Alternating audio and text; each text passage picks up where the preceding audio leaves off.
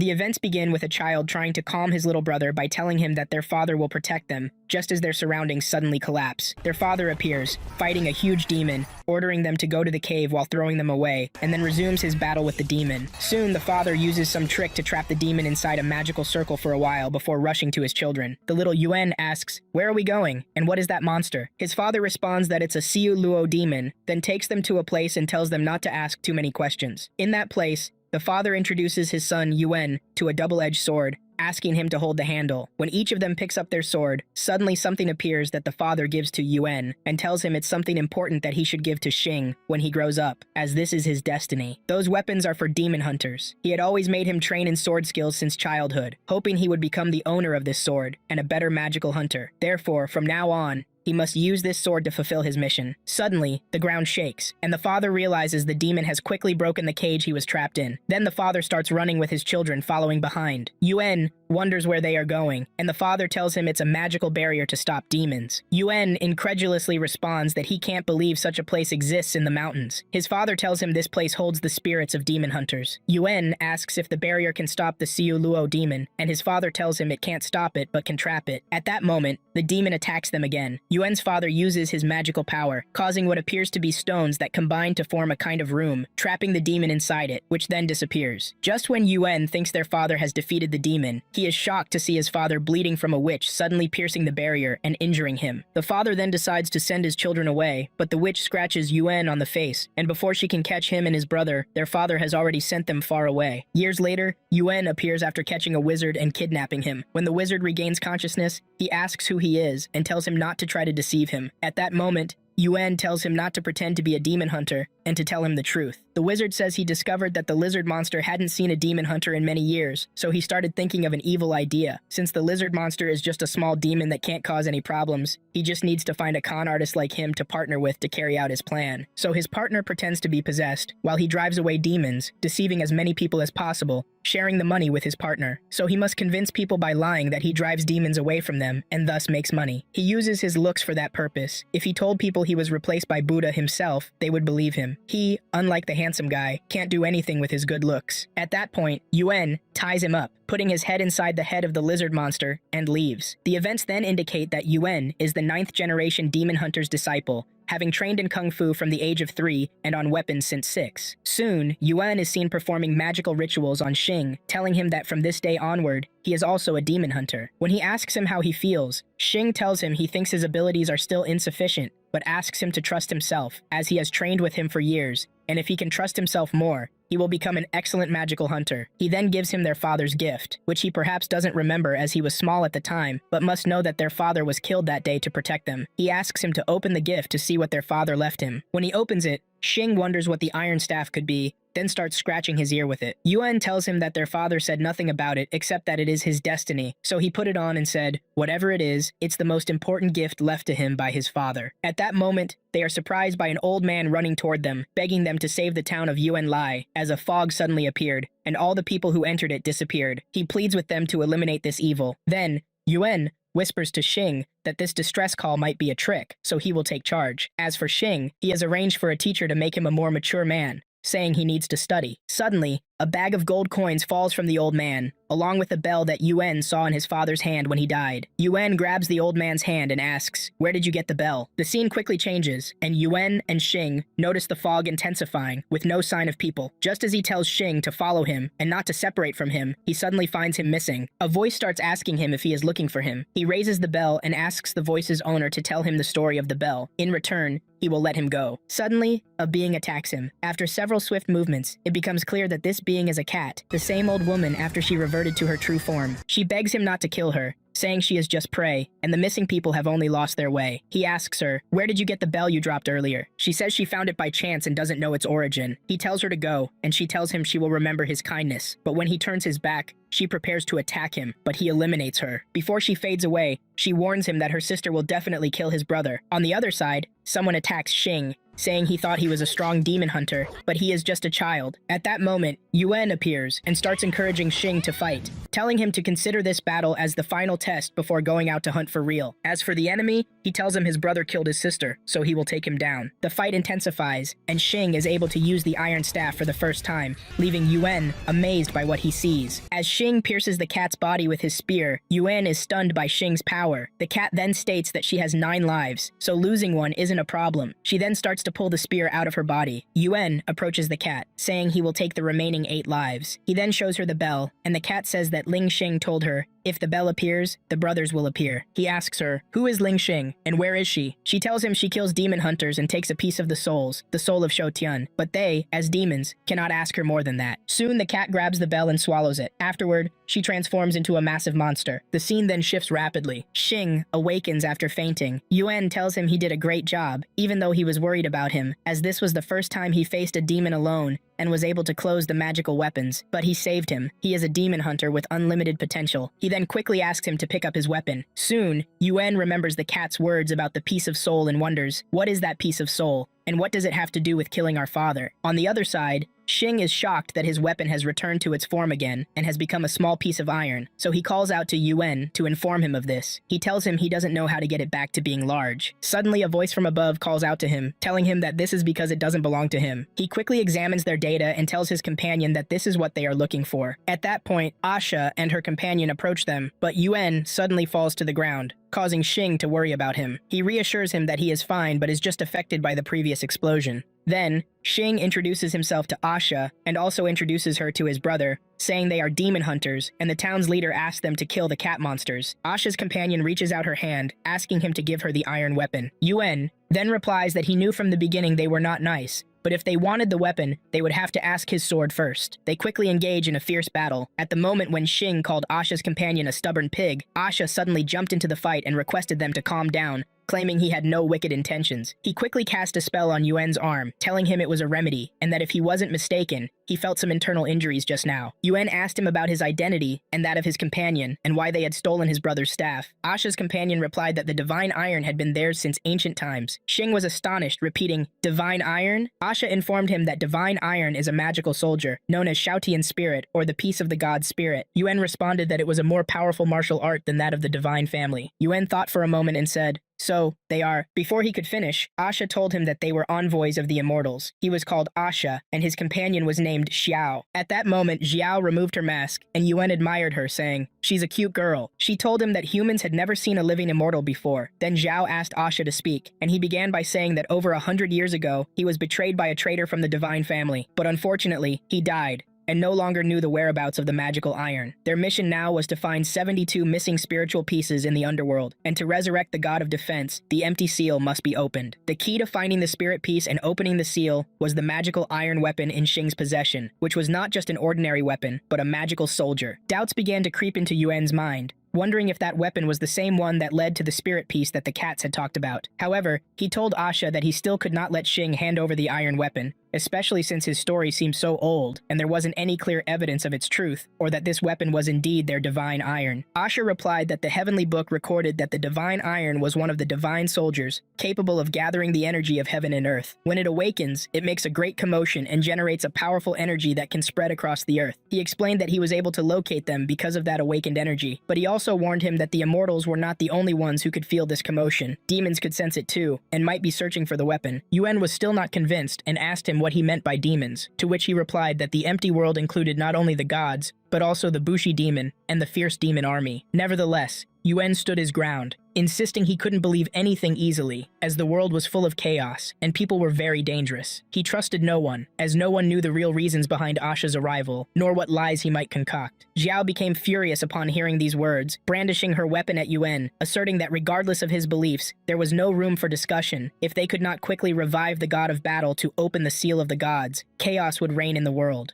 If the demon managed to open the seal first and was released, there would be no hope of stopping it. At that point, Xing questioned whether the world would become better if Asha and Xiao got the piece of iron. Xiao replied that the world would definitely improve as long as they could retrieve the spirit piece. After some thought, Xing decided to hand over the iron weapon to her, declaring his trust in her. However, he felt a moment of regret and apologized to his brother Yuan for giving up their father's gift. But Yuan reassured him that if their father were present, he would have supported his decision. After that, the two decided to head out for a reward for killing the cats from the city mayor. But suddenly, Xiao returned, causing a commotion, accusing Yuan and Xing of deception, claiming that the iron staff was fake. Xing immediately grabbed the staff but found it intact, leaving him puzzled. Asha spoke up and quickly clarified that Xing had become the new owner of the staff, and he was the only one who could use it now. At that moment, Xiao asked Xing to accompany them, while Yuan thought for a moment before agreeing, feeling excitement at the thought of traveling with the immortals. The scene quickly shifted, and they all appeared at a dining table. Suddenly, Xiao got into an argument with Yuan, saying that they looked like they hadn't eaten in 8 years and demanded they stop eating. But Yuan annoyed her, telling her that if they didn't eat well, they would become like her, thin as bones. He quickly snatched her chicken leg and started bargaining for it. Suddenly, a warning alert sounded from their vehicle about emergencies, announcing that the vehicle would crash into the ground. After that,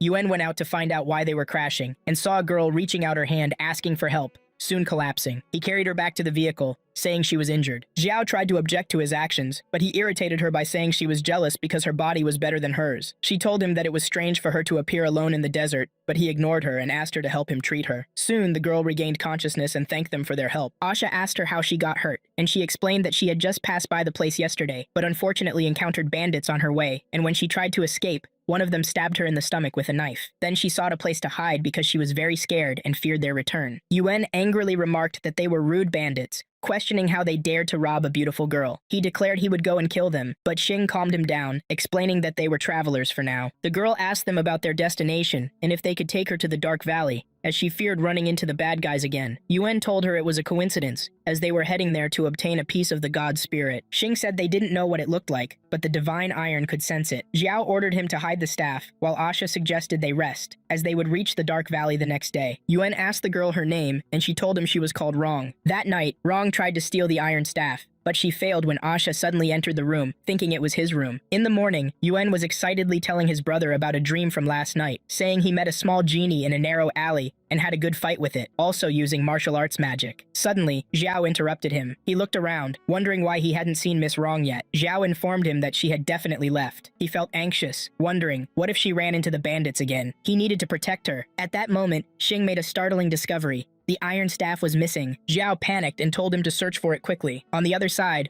Rong was in the forest, recalling an old memory. She was standing in front of a group of demons who were abducting her sister named Yan. At that moment, one of the demons spoke, saying he had heard that the immortals had found the boy with the divine iron weapon, and that it was her turn to be a thief. Rong asked them if they wanted her to steal the divine iron, but she clarified that the divine iron had been missing for 100 years, and many people had tried to obtain it over the past 100 years, but no one had found it. Perhaps it was just a legend. One of the demons told her it really exists, but no one had found it because its magical soldier had been asleep for 100 years. But now it had awakened, and the heavenly iron was the strongest soldier in the star world, and if he got it along with the fighting power, all the demons on Earth would be under his command. Rong asked him if she would be able to save her sister if she brought him the iron staff. He told her that it was a simple matter. Her sister tried to stop her from stealing, as she swore she would never steal again, but the demon threatened her that if she didn't bring him what he wanted, he would harm her sister. Back in the present, Rong held the iron staff, saying she had come to save her sister. Meanwhile, Xiao was arguing with Yuan, who was asking her how he could tell Rong was lying. At that moment,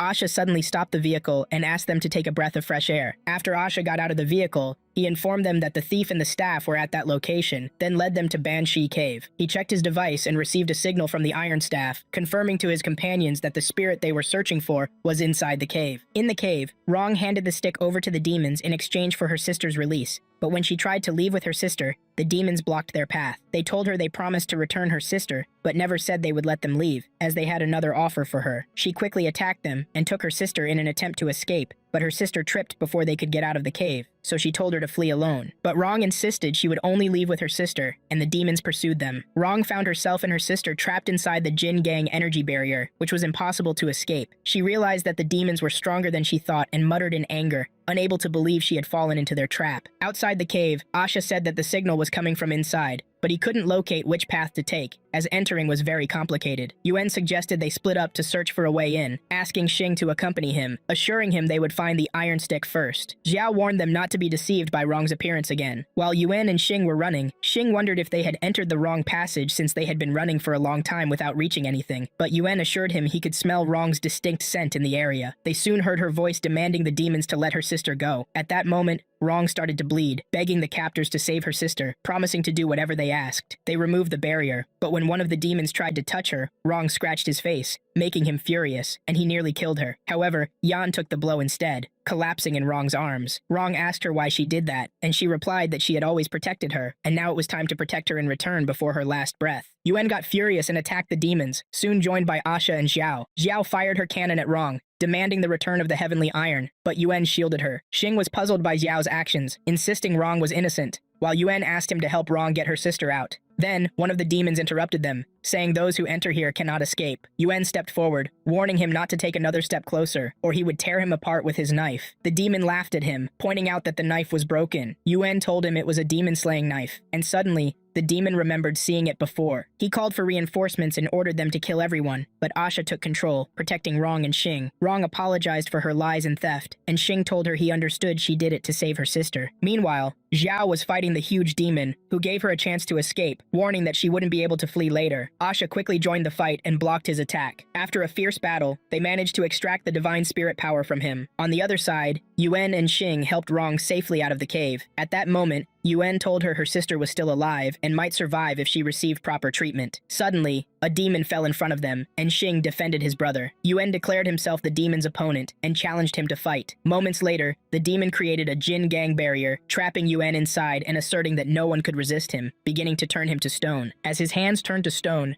Xing ran towards the barrier, but Yuan told him to leave with Wrong, promising he would catch up later. Xing refused and kept hitting the barrier with his hands until they bled, feeling hopeless and repeating that he was useless and wanted to become strong like his older brother to protect everyone. Yuan reassured him, pointing out that he was strong enough to face the cats alone and would succeed in becoming a great demon hunter even without an older brother. But Xing remained convinced he couldn't save him. At that moment, the sacred iron Wrong had returned to him glowed. Yuan urged him to use it, and when he touched it, it transformed into a large spear, breaking the barrier and freeing Yuan. The demon became furious and threw Xing away, vowing revenge. Just as Yuan went to check on his brother, the demon grabbed the heavenly iron, saying he finally got it, but it suddenly shrank in his hand, wondering how it became so small and how that kid managed to enlarge it. At that moment, Yuan attacked him and cut off his hand, making him scream that he was careless. In moments, the demon was defeated by Yuan, who told him he underestimated him, but he also carried human blood, and as a demon hunter, he couldn't kill someone of human blood. Yuan replied that even if that were the case, he had done something so vile that he didn't deserve to be human for it. The demon laughed, saying he reminded him of someone. Even his tone was similar, adding that he was the disciple of the dual sword sorcerer. Yuan asked what he knew about him, and the demon told him that 10 years ago, someone had ordered him to find the dual knife demon hunter. Yuan asked where he got that order, but he didn't answer. The scene shifted, and in the vehicle, Wrong wondered about her sister's condition. Asha told her injury was severe, and magic couldn't heal her, but there was another way to save her, hiding her spirit. When they met the god in the future, they would use the spiritual power to treat her, but in return, she would have to give up her body now, and after healing, they would need to find another body for her to live in. Wrong pleaded with him to do it, and Yan soon vanished. Asha told her he had concealed her spirit in the ring she held. The scene quickly changed as Yuan entered, telling them that the sun had risen and they needed to move. Wrong begged them to let her join, saying she knew the way and could guide them. Asha told her the road was dangerous, but she insisted on accompanying them. Events unfolded rapidly as Yuan and Xing got out of the vehicle, and Yuan began to wonder why it felt so hot. He also asked Asha about his skills to alleviate the heat since Xing's temperature was high. Asha told him not to worry because Xing's human body needed time to adjust, and once they reached the Earth God's shop,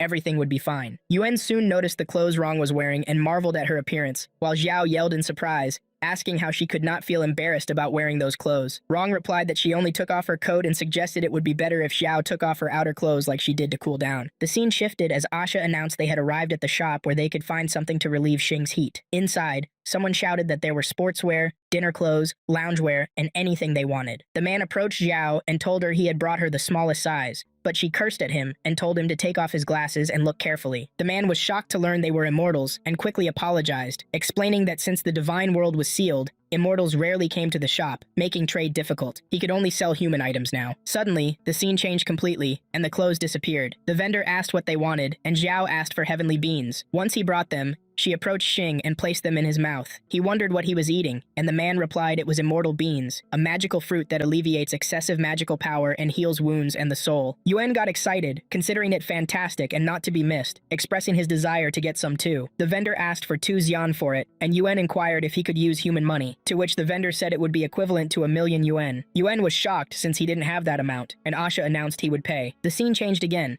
and Xiao expressed her astonishment at the continued heat despite the industrial furnace being shut down for years. She pointed out that 100 years ago, a magical battle had occurred, during which a large meteor fell from the sky and crashed into the closed industrial furnace. Since then, the weather had drastically changed, making every day feel like summer, and the heat intensified. That meteor burned for 300 days, turning the new industrial furnace in the City of Fire. Asha believed the solution was to forcefully close the furnace, regardless of the heat, as it might allow the furnace to cool slowly. However, the chief confirmed it was impossible since the city's energy depended on that furnace, which was currently under the control of a demonic clan called Guiyan, led by Shi Yun, the de facto ruler of the City of Fire, whom everyone had to obey. Xiao yelled at the chief, asserting that being immortal didn't justify obeying the demon's commands. He explained that Shi Yun was a high-level demon capable of controlling fire, and therefore, no one dared to act recklessly in front of him. Asha then thought for a moment, asked Xing how much he had improved, and told him to use the magical iron. Xing quickly confirmed that a signal indicated the presence of fragments of the guarding sky god's spirit at the spot where the meteor fell. Xiao suggested that the power of the true fire belonged to that demon. At this point, she decided to head out to fight the demons. Yuan declared his intention to accompany her, but she warned him about the strength of the demons, who were at a high level, yet he insisted on going regardless of their power. He asked Rong to stay with Xing and take care of him, and soon they arrived at the lair of the giant flame. There, Asha said the map showed that the evil fire cloud was on the upper floor. Xiao exclaimed in surprise that those floors were filled with minor demons. While Rong was taking care of Xing, he started having a dream and wondered if what he was seeing was the spirit of the sky god. Someone replied to him, saying that the original demonic nature of Shou Tian was so strong that he could kill the gods, so if he wanted to gain the same power, he would need to exchange his soul, as he was weak anyway, and would be abandoned by his brother someday. Xing then said that he was indeed weak, and couldn't help anyone. The other person informed him that as long as he had the power of the defense god spirit, he would become the strongest person, and all he had to do was sacrifice his soul, gaining spirit power. Thus, he would become the #1 demon hunter in the world, capable of leading a group of monsters to rule the world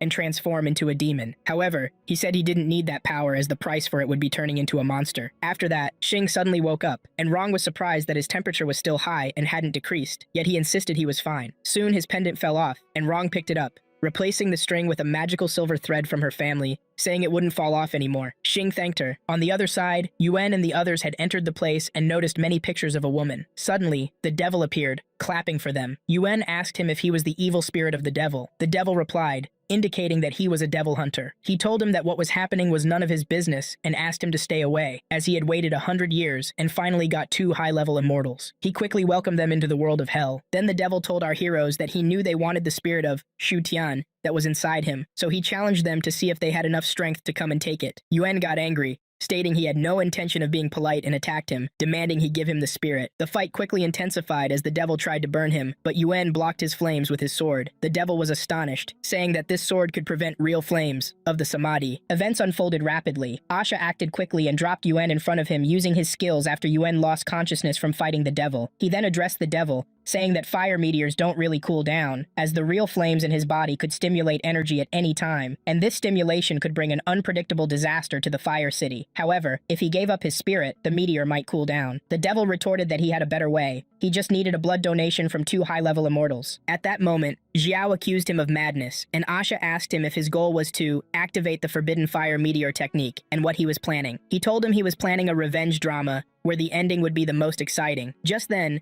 Xiao aimed her gun at him and shot flames, and suddenly the place ignited. She asked Asha to use his skills to cool it down, but the devil told her that nothing could extinguish his flame of revenge, and he soon tried to strike them, but he couldn't make them bleed. At that moment, Yuan woke up and asked Asha to let him stop the devil. He didn't know what that fire magic was, but he was sure the devil's goal was to make them bleed in this palace for his devilish scheme to succeed. He warned Asha to escape, boasting that he was a devil hunter, and that this double-edged sword was still capable of blocking them. He asked Xiao and Asha to return to the shop and discuss the plan with the leader. Meanwhile, people in the city were wondering why the heat had suddenly risen, and soon found the industrial furnace ablaze. A passerby in the street guessed it would explode, and Rong asked the leader what was happening. He informed her that the furnace had been stirred up again, and expressed expressed his fears that the immortals had angered the devil, leading to this outcome. Back with the devil, Yuen was still resisting him despite the blazing flames. The devil taunted Yuen, saying he had given up his life to protect the greedy immortals from death, yet they had abandoned him. He soon attacked and struck him until he lost consciousness, saying he deserved to be buried now. Just as he was about to end Yuen's life,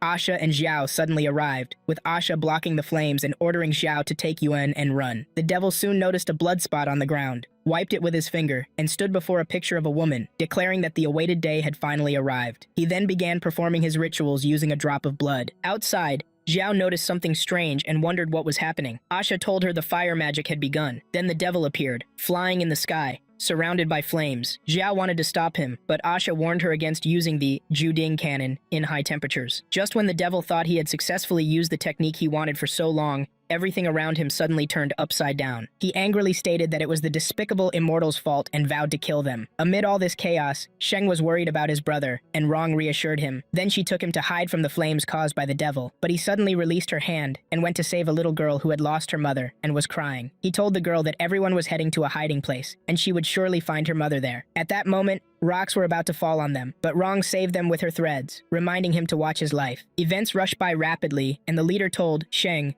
that there was no need to worry, as his brother had eaten the heavenly beans and would recover. He just needed some time. Soon, the hiding place began to collapse in parts, and Rong expressed her fear that it might completely collapse. Asha stated that the power of the meteor was too strong and wondered how the devil had managed to keep it from exploding for 100 years. The leader said it could only be controlled in one way. The only treasure resistant to natural fire in the underworld was the cooling essence, but he didn't know where the main center of the cooling essence was. He just remembered that a barrier against the devils had been placed under Guyan Fortress, and Xiao said that was the cooling place. Asha thought that once they entered Guyan Fortress, that chaos would end. She warned them it was a highly secretive place with many guards, making it very troublesome to enter, except by sneaking in and stealing. Everyone turned their eyes toward Rong, but Sheng opposed the idea, saying she had sworn to her sister not to steal again. The leader argued that the treasure belonged to the immortals, so how could it be considered theft? Rong decided to help them. The scene quickly changed as Rong broke into the fortress and attacked a woman, asking her where the cooling essence was. The woman told her it was in the treasure wing on the lower floor, but it couldn't be entered without the secret key card. Soon, a battle broke out between them, and Rong asked the woman to tell her about the card. The woman replied that even if she killed her, she wouldn't tell her. On the other hand, the devil had gone mad, causing more chaos and calling Asha out to face him. Meanwhile, the leader regretted letting them confront the devil and incite his wrath. At that moment, Asha decided to confront him and asked Sheng to take care of everyone, while the little girl exclaimed that the situation was scary. Sheng reassured her that Asha and Xiao were outside protecting them, so she shouldn't be afraid. In the fortress, the woman warned Rong that she wouldn't come out alive, yet Rong reached the cooling essence. The scene shifted quickly, showing the devil years ago saving a girl who was robbed, and they soon married. One day, they watched the news together, which announced that the Devil King led his army to invade the fairy world, declaring the end of 1,000 years of peace. The Heavenly Court announced that the fairy world had entered a first-level combat readiness state. Moreover, the gods were shocked by the devil's blatant violation of the ancient god contract. The great god Shaki stated that the Western Heaven Temple had gathered the divine guardians to fully support the Heavenly Palace, and the devil army would be destroyed at any cost. The woman told her husband that she was afraid of war, but he reassured her that the Fire City would never become a battlefield,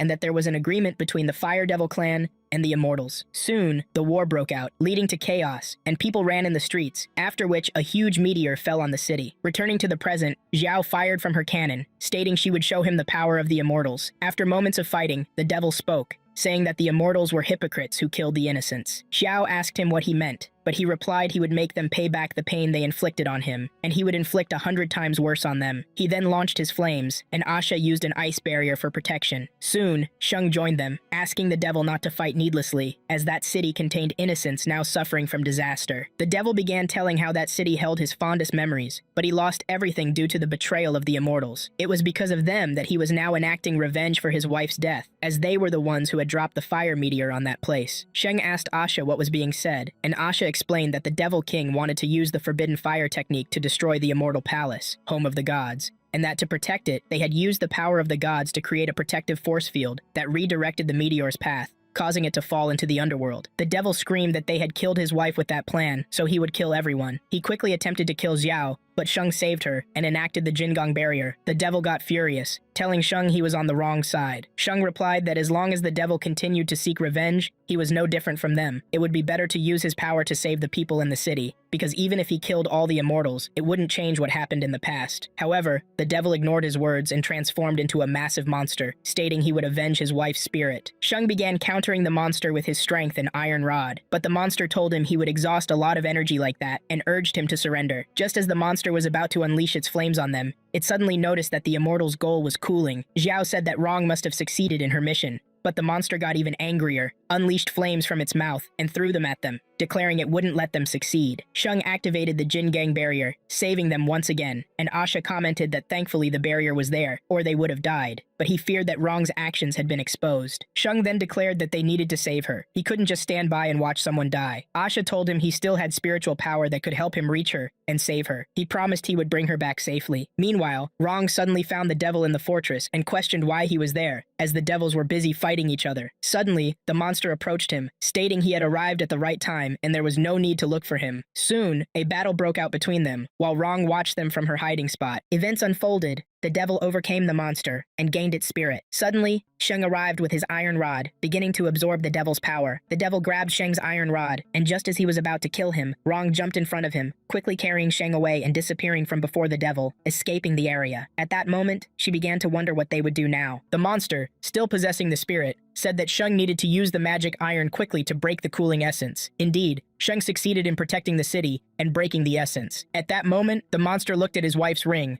lamenting that he couldn't take revenge for her, as her spirit appeared before him, telling him that it was enough that he had protected their city. The scene quickly changed, and our heroes were in their vehicle passing through the desert. Yuan wondered about the river that could heal his wounds, and Zhao told him it was the Xia River, the only one that could completely heal his injury. Xing urged him to rest since he hadn't fully recovered, and Rong said she liked brave men, but she feared he would die before reaching her, so he finally decided to take a break because of her words. Soon, Xing thanked Asha for saving Yuan in the Fire City. Asha then mentioned they would reach their destination soon. Along the way, Xing noticed that the town was deserted and wondered if a magical battle occurred there like in Fire City, but Asha denied it. Before he could answer, the vehicle broke down, so he went to check it. At that moment, Yuan and Xing said Asha had seemed strange since they entered the area. Zhao explained that the quicksand region was rich in various precious minerals, and that Ming had once been a bustling trade area, with Asha's previous forces stationed in the mining zone. If they hadn't had to take Yuan to the river for treatment, Asha wouldn't have thought about coming back to this area at all. She soon realized she had revealed Asha's entire life story to them, and she snapped at them, saying she wouldn't say anymore because they were too chatty. Then, Yuan said it was about emotions, and, as a demon and monster hunter, he would open Asha's heart and untangle his knots. He quickly went to Asha and asked if there was a problem. Asha explained that the vehicle's energy crystal was broken, so they couldn't move. However, there was a cave nearby that should contain an alternative energy mine, and if they could readjust the energy crystal, they could move again. Yuan tried to accompany him to the cave, but Asha refused and asked him not to disturb him. Years ago, Asha was on a mission with his team to investigate a communication disruption in the mine. The captain had expected the involvement of a demon in the incident, yet the commander ordered them to avoid conflict but to prepare for any emergencies. As Asha was recalling his memories with the team, Xing asked Xiao about the mine's location, since Asha had been gone for a long time. But Yuan was annoyed by Xing's question about Asha's whereabouts, saying he had decided to go alone and didn't want anyone with him. Xing told him he had decided that because Yuan hadn't fully recovered, and he was worried about his health, but he insisted that Asha might hate him and possibly want to escape. Zhao defended Asha,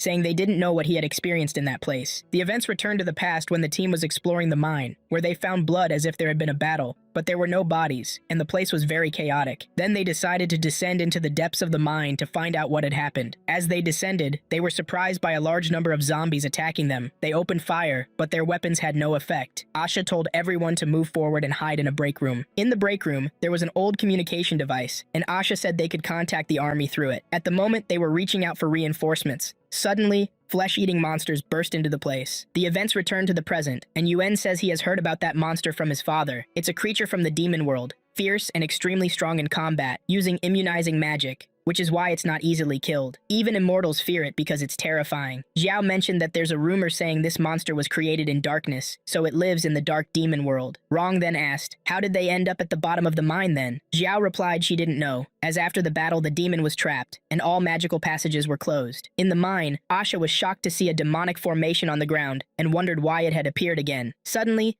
A giant monster appeared before him, and he began to fight, remembering his companions who had sacrificed their lives. The scene changed abruptly, and Asha found Xing next to him, waking him up. He asked why he had come. Xing told him they received a signal that there were strange creatures, so they came to save him. When he saw Xiao firing her cannon at the monster, he told Xing to protect everyone with the barrier, because he realized that the blood of the immortal would imprison the monster. Xing urged him not to sacrifice himself, but he told him he couldn't bear to lose his companions again. Just as he was about to sacrifice himself, Xing surrounded everyone with the barrier and used heavenly iron to take down the monster. The scene quickly changed, and Xing asked about the effect of the sandy stone. Asha informed him that the data indicated it was very stable, to which he replied that was great since they almost got buried in the mine for a small stone. Asha said that if they hadn't risked their lives to save him, he would have been asleep in the mine. Yuen said they were a team, and there was no need for such talk. Soon, Asha told them they had arrived at the healing river, which could heal everything, and everyone expressed their admiration for the place. Asha began to share some information about the river, how it was created by the gods, and how it also fulfills wishes. For 100 years, people went there to pray and make wishes, which is why many races settled in that area, and the city of sand was established. Rong was surprised by the calmness of the area, as it was supposed to be bustling. Xiao told her that the protection forces had withdrawn from the area after the mine incident, so the region became a playground for demons, and ordinary people wouldn't dare enter. Only those with strength like them would come to the river of the gods. Moments later, Xing and Yuen were in the water, amazed at its ability to heal Yuen's wounds. But suddenly, they noticed someone else in the area, so Yuen told his brother to go to the shore while he approached this person. When he got closer, a conversation unfolded where this person asked if he was Qi Tian's son, but he informed him he was mistaken. His father was Chen, who gave him his twin swords to become the strongest demon hunter in the world. The man told him he was his opponent then, because his dream was to fight the strongest demon hunter, and he requested to battle him. Xing tried to stop them, but the man said it was a duel between them, and he had no part in it. Soon others arrived, and Xiao asked what was happening. Xing told her they didn't know this man, but he still wanted to fight Yuen. She asked the man not to make trouble, but he suddenly drew his sword and nearly hit her. At that moment, Rong recognized him and said he was the sword ghost Qi, very famous in the underworld. He asked her how she dared to stop his sword as she recognized him. She told him she wouldn't dare to stop him, but if he insisted on fighting, he had to wait until Yuen healed since he was injured and they came to treat him. He might not be the strongest demon hunter, but he truly was gifted in kung fu. If he killed him now, he wouldn't have the chance to fulfill his dream. The man told them he would wait for him to fight at sunrise, otherwise everyone would die. The scene changed, and Xing asked her about the ghost's origin. She informed him that the legend says Jianzhu was originally one of the dark leaders of the ghost clan, strong in martial arts and obsessed with the sword, seeking to chase the strongest sword. He secretly took the black bone of the ghost clan, which is sacred to them, injected it with his spirit, and improved the black bone sword to become his personal weapon. Therefore, the former king of ghosts was furious when he discovered this, and personally led elite forces to attack him, but he ultimately killed him. Since then, the ghost sword has been named after the strongest swordsman in the ghost clan. Xiao was amazed that the king of ghosts could be killed, and she concluded that even if they went with Yuen, it wouldn't be possible to save him. Rong told them that he was very strong. Yuen stated he wasn't an enemy. He was just defeated by the demon hunter's knife, Qi Tian. Asha said he wasn't Qi Tian, so he feared being defeated, but he insisted that he trusted his twin swords. Xiao cautioned him that it was dangerous and asked Asha if he could use his skills, but he told her that the ghost had set a monitoring system, and if he used his skills, it would immediately know his movements. Xing suggested they escape since the competition wasn't fair, but Yuen refused, reminding him that their father always fought to the death. Soon the sun rose, and Yuen's body had healed. Asha began helping him with his experiences, and Rong also gave him her magical thread, saying that weapons couldn't penetrate it. As Xing was crying, Yuen reassured him, saying, "The courage of humanity is limitless. Even if you face an enemy 100 times stronger, you must not retreat, even if it means you will be killed." Yuen remembered when he was learning martial arts, and his father told him about the double-edged sword, the best choice for a demon hunter. Soon, he began to fight the ghost, recalling all his martial arts lessons, fighting fiercely, to the shock of everyone at his strength. The ghost quickly prepared the legendary sword skill, and Rong wondered if he was aware of the silver silk armor he had given to Yuen. This thread was so strong that it could withstand a lot of attack power, but it weakened if the same area was attacked repeatedly within a short time. After moments of battle, Yuen fell to the ground, admitting to the ghost that he was incredibly strong and unsure if he could defeat him. The ghost told him that the weak have no place in this world and cannot protect others. Yuen quickly recalled his father's words about the sacrifice of blood that makes a hunter strong. He injured himself, and when his blood dripped onto the sword, his strength increased, and he attacked the ghost fiercely, while Xiao reminded him that the enemy was not human and urged him to kill. Events unfolded quickly as Yuen left the ghost and went with his sword towards his companions. Xiao said she was indeed praising him, but he shouldn't be arrogant and urged him to kill the ghost. However, they were shocked to see his eyes turn red,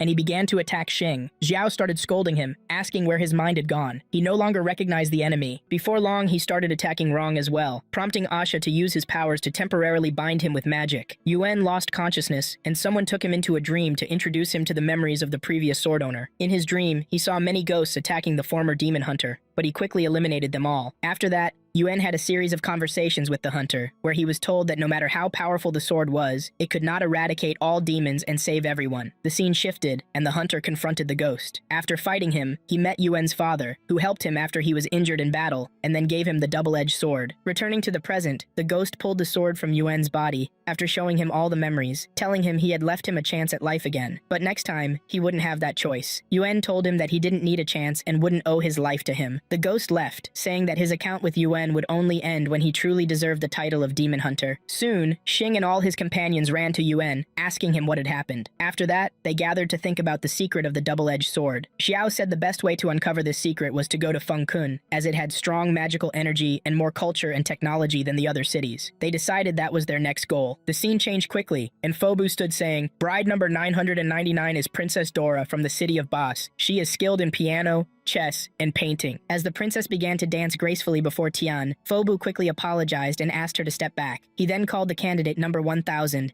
and a masked woman entered, catching Tian's attention briefly. But when she removed her face cover, Tian was startled. She approached him, feeling his face, but he ran away as Phobu called after him. Phobu chased after him, and Tian told him that his taste was terrible, and that in his heart was a girl he saw in his dreams, with bright eyes like moonlit springs in summer, golden hair, a stunning body, and a spirit as pure as snow. Phobu hopped in his car, saying he would bring her to him, but Tian told him he had an agreement with her, that she would come someday and become his bride. Phobu said that when that girl appeared, their wedding would be held immediately, but he wondered, why hasn't she come yet? In the vehicle, Rong came to Asha and said that Xing had asked her to ask how much longer until they arrived. At that time, Yuen was forcing Xing to do hard training, saying it was essential for him to become a man. Rong then told them that Asha had informed her that Fengkun was not far from them, surprising Yuen because it was close to the desolate areas they were passing through. Rong reminded him that it was the only immortal city in the underworld. On the other hand, Xiao was lost in thought. Asha asked her if she didn't want to go to Fengkun, but she told him she was just thinking about what would happen next. He suggested that the emperor of the city might have the information they wanted. Before long, they arrived at Fengkun, and Yuen expressed his admiration and awe at it. Asha said, "This is the great city of the immortals."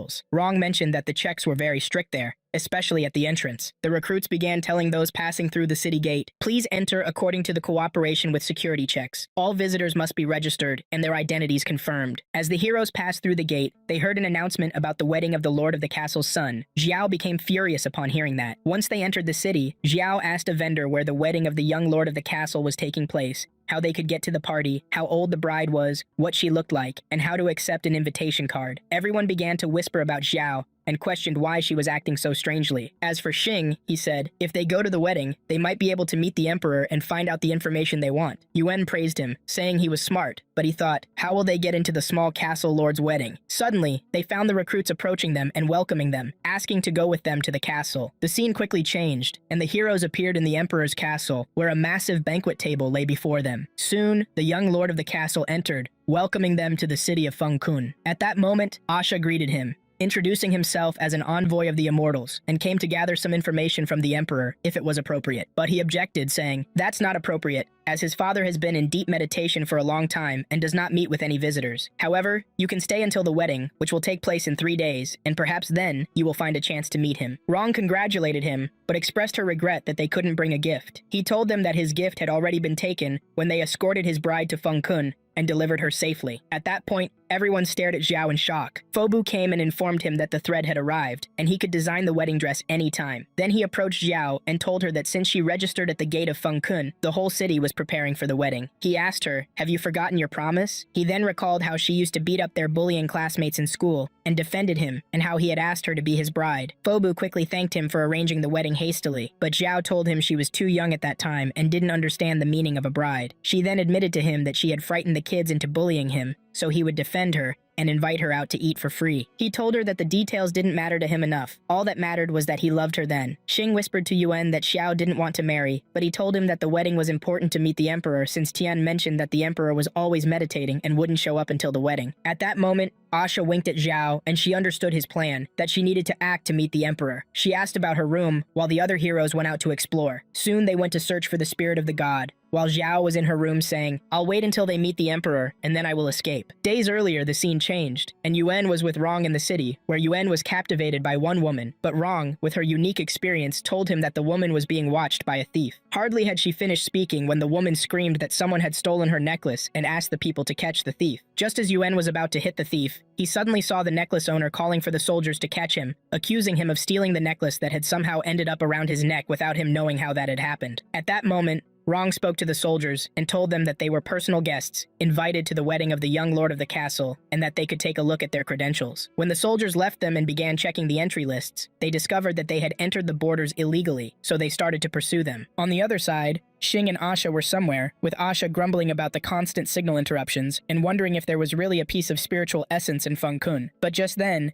Xing picked up some signal from somewhere, and he and Asha went to where the signal was coming from, only to be surprised that it disappeared immediately. He initially got a signal in the city, which when he followed it, led him to the forest outside of the city. While returning with Asha, he heard about the decision to close all the civil passages to Feng Kun City because of the young lord's wedding, preventing anyone from entering or leaving. Suddenly, the city gate was shut, and anyone crossing it from now on would be considered committing an illegal attack. Xing and Asha tried to open it, but they were unsuccessful. In that moment, an old man approached them from behind, and Xing asked him if he was a resident of the city. He replied that he was, but due to his daughter's illness, he had left the city to gather herbs, and his daughter was waiting for him at home. Then, an idea struck Xing, and he hurried to the gate, wondering if someone could hear him. A soldier responded, and Xing told him that the old man was a resident of the city and had gone out to fetch medicine for his sick daughter, asking if he could let him in. But the soldier apologized, saying he was following the young lord's orders to close all gates and walls, activate the defense barrier, and prevent anyone from crossing. Asha asked the old man, "Is the Feng Kun gate really closed like this all of a sudden?" He told him it was the first time in history. Xing quickly found a gate that was unguarded, but as soon as he threw his ropes to climb it, he discovered that no one could touch the wall or the metal, so Asha used his magical abilities to create a magical ladder, but when he climbed it, he fell back to the ground.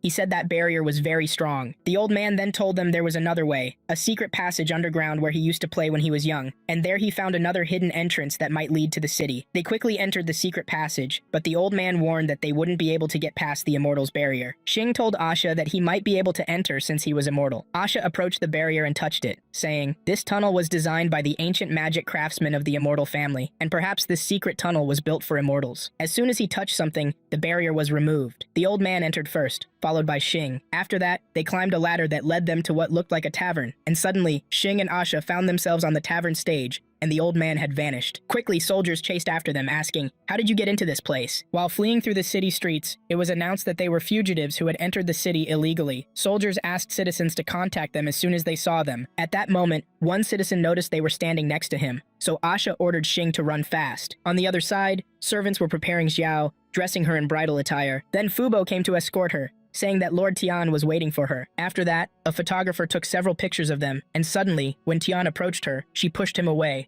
realizing he knew she had lied to him, but wondering why he married her. He remembered a memory from his past, whispering to her about how she defended him at school against 4 kids, intentionally pretending to be wealthy, and how one of them ended up robbing him while she saved him. He used to offer her ice cream every day, and now, he was marrying her. After he finished his speech, she called him a scoundrel, but he explained that the barrier in Feng Kun could prevent the invasion of evil demons, and as the heir to the castle, he couldn't easily leave Feng. So he waited for her a long time, and now he wanted her to become the mistress of Feng City with him. She told him she hadn't come to the city for the engagement this time, but to get a piece of spirit, Shu Tian, to break the seal, and that's what she needed to do now. He sadly let go of her hand, realizing this was her real plan, trapping him in the snare of love, and suddenly told him they could not come to an agreement for now. He surprised her by getting closer to her, causing the photographer to excitedly shout that he had finally captured a special photo. Fubo was ordered to announce the congratulations to the newlyweds throughout the city, and that picture spread everywhere. Xing and Asha saw it from somewhere, and in that moment, Asha connected everything that had happened to them with what Xiao was going through, realizing she was in danger. On the other side, Yuan thought it was good that the pictures were spreading throughout the streets, but Rong was aware they had been captured without reason, and that Xiao was alone in the castle. It wasn't impossible that they had been deceived. In the castle, Xiao angrily ordered the photographer to delete the picture, but Tian suddenly subdued her with his magic, calming her down. He whispered to her that he could not allow her to take risks again. An announcement appeared in the streets about the wedding of the young Lord Tian to Miss Xiao, stating that the ceremony would take place in the main hall, with representatives from all over Feng Kun City invited. Yuan said that Xiao had said she would perform on the wedding day, so she must have performed well. Rong chastised him and asked him to think of a way to sneak into the palace, and he told her they would approach it directly. Meanwhile, A young man was talking to a man when Rong suddenly appeared in front of them and asked if she could sit with them. They welcomed her. While sitting with them, she cast some spell and took their invitations to the young lord's wedding. Then she asked them about the sights worth seeing in the city, since she had come on a trip and wanted to make the most of her time. The old man told her that the most important thing in the city these days was the young lord's wedding, and since he had an invitation, she could accompany him. But his companion objected, saying she would accompany him instead, and they began to argue. By the time they finished fighting, they discovered she had vanished with their invitations. On the other side,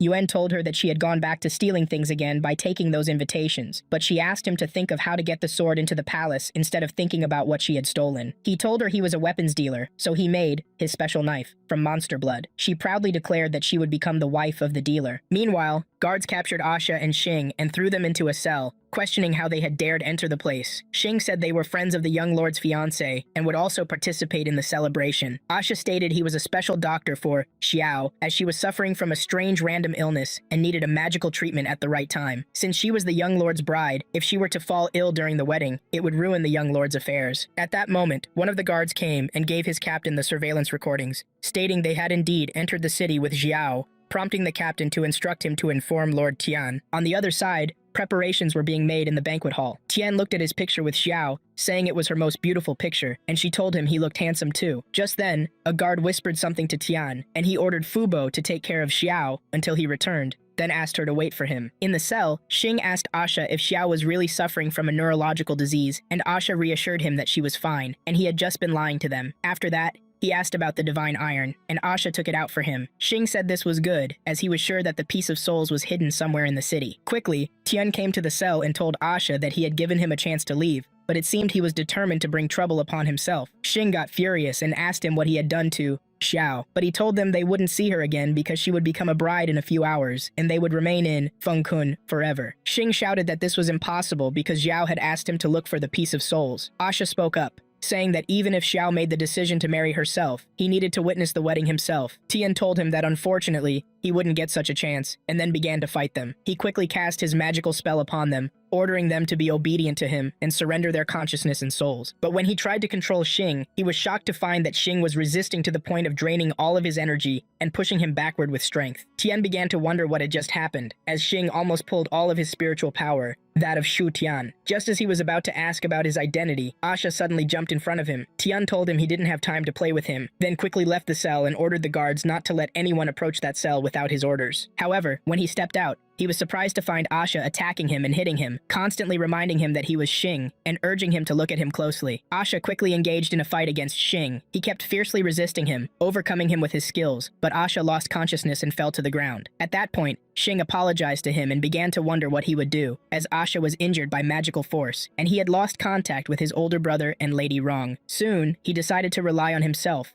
but quickly reminded himself that he was not a match for the castle lord. Suddenly, he heard a voice telling him that he was still weak and afraid. Enraged, he wondered who was speaking and what place he was in. He was told that he was in the land of knowledge, which was also a cage for his power. He questioned whether the person meant the spirit's ability and Tian's spirit. It was said that all his strength was trapped in that cage, and he might have forgotten who he was. However, he objected when he remembered his wild form while absorbing Tian's power, asserting that he was not a monster. He then addressed the voice, saying, "It doesn't matter who you are. After all, I am Xing, the demon hunter." Suddenly, Xing found a magical iron in his hand, and the voice vanished. He wondered if what had just happened was just a hallucination, and started shouting for the guards for help, because his companion, Asha, was on the verge of death after being cursed by a demon. If he died, his entire body would explode, and thus the whole prison would blow up. One of the guards approached the cell in response to Xing's cry for help. When the guard entered the cell, Xing hit him on the head until he lost consciousness. At that moment, Asha woke up, and Xing asked him to wait for him to return and rescue him,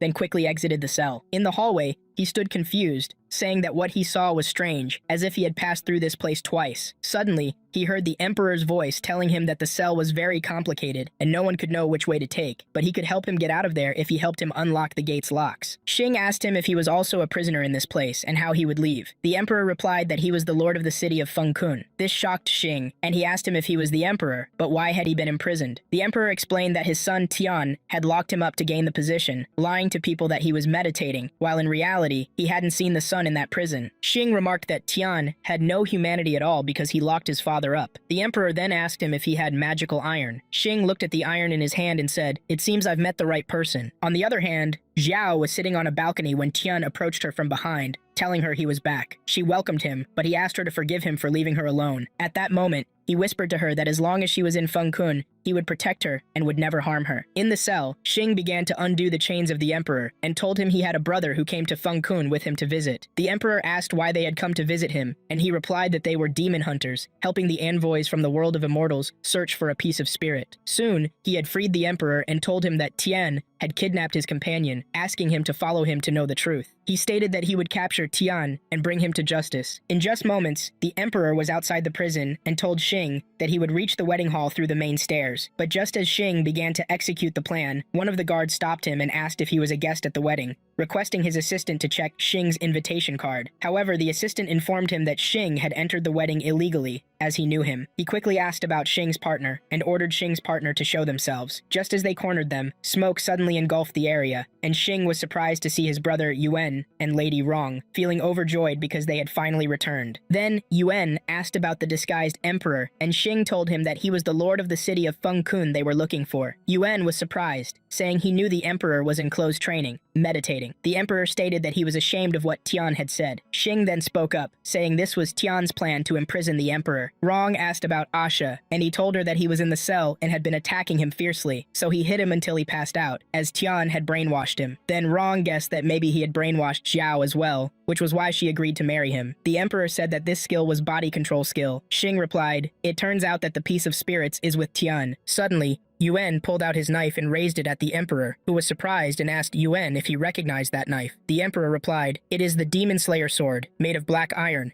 It was the weapon of the best demon hunter in the world, but it's slightly different from its original appearance." At that moment, Yuan lowered his knife and apologized, saying he was indeed the emperor, but he still had many questions he wanted to ask about the double knife. But first, they had to stop the wedding and save his friends, so they needed to enter the wedding hall pretending to be invited guests. Suddenly, Yuan began to catch the invited guests one by one. Then the scene quickly changed, and our heroes appeared, having assumed the identities of the guests, entering the ceremony. Scene 15. The scene quickly shifts to someone saying he wanted to witness the wedding of the small castle lord. At the ceremony, Fobu stands welcoming the attendees who came to partake in the wedding of Tian Yu, and the envoy from the immortal world, Zhu Xiao, welcoming them on behalf of the castle lord. At the same moment, Rong approached Yuan, and he told her that after saving Xiao, he would be responsible for stopping Tian, and asked her to go to the cell and look for Asha immediately. At that same moment, Xing pointed somewhere and told his brother that Asha was there. On the other side, Fobu on the platform urged Mr. Asha to watch what he would speak about with the audience, stating that Fengkun would always be a shining city and would never fall. Meanwhile, Rong directed her words to the castle lord, asking if revealing his identity would mean the army would be under his command. He replied that the wicked son Tian had used magic to control the Fengkun army, so they couldn't act recklessly. Yuan then asked what they would do in that case, and he replied that they must fight Tian according to the customs of Fengkun, and then there would be a chance to apprehend him. When the situation becomes chaotic, the castle lord would reveal his identity to save Xiaoba and Asha. Soon, Xiao appeared on the wedding platform, and Yuan reassured Rong, who was beside him, saying he would never let her marry Tian. At that same moment, the priest asked Tian if he wanted to marry Miss Xiao, and at the moment the priest directed his question to Xiao, Yuan stood up and said she didn't want to marry, challenging Tian to fight him. The attendees started whispering about who he was, and one even guessed that Yuan had come to steal the bride. He rebuked them, asking what theft. He just wanted a fair duel. Fobu then spoke, saying since there was an opponent to the marriage, they should engage in a battle according to the laws of the city of Fengkun. Soon, the battle began between Yuan and Tian, with the audience praising the young master's archery skills in the immortal world, saying all his skills were excellent. In the arena, Tian asked Yuan about his goal in the duel, and Yuan frankly stated that he wanted to reclaim Xiao. Meanwhile, Rong was going to rescue Asha, but he was under the influence of magical power and did not respond to her. She said it was just as Yuan had stated. Asha was under the magical influence, and she didn't know how to remove it, so she began hitting him on the face to regain his senses. At the same time, the battle between Tian and Yuan intensified, while Xing entered to rescue Xiao.